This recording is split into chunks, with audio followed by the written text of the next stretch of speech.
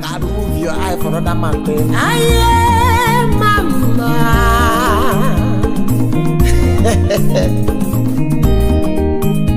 Aye, mama. So, it's a beautiful day to remember.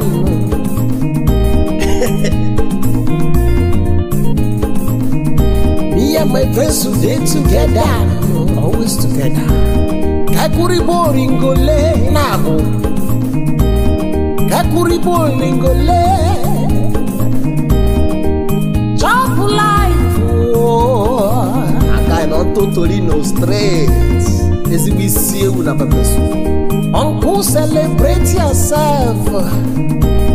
Don't wait for your birthday. Also no, auntie, celebrate yourself. I'm telling you. Don't wait for your anniversary. Can you kuribo ringole? Aniga kusio ringole. Can you kuribo ringo? Konye neme ya mafuma makachuku na funu. Konye nemezi imakwana china inemenjo sochukuma. Aye mama, aye mama, aye mama, aye mama.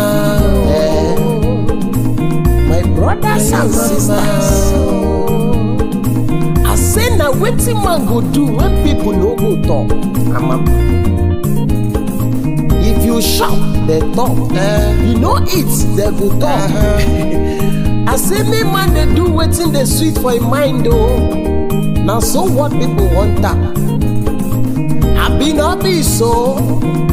That's so. Sour. I wake up early this morning and no see food to shop. People begin to talk. Yeah. I walk out come up for house to find wetin man be church high. My guy that still dey talk. No.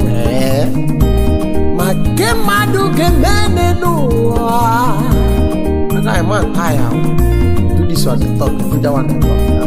Aye mama oh, yeah mama, aye mama oh, aye mama, aye mama oh, aye mama oh. Is your gori mo biginu? Dila unye buwane nenu mo bigikaliyo. Is your gori mo bigikaliyo? Is your gori biakene? So, Adan. Is your gori biakene?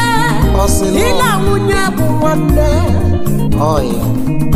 Dila unye buwane nenu. Neku. Is your gori emo biginu? Sopo.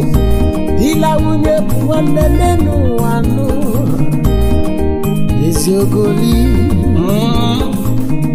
Is your goal yemo biginu? Yemo bigi kelio. Oh I am. Let's go.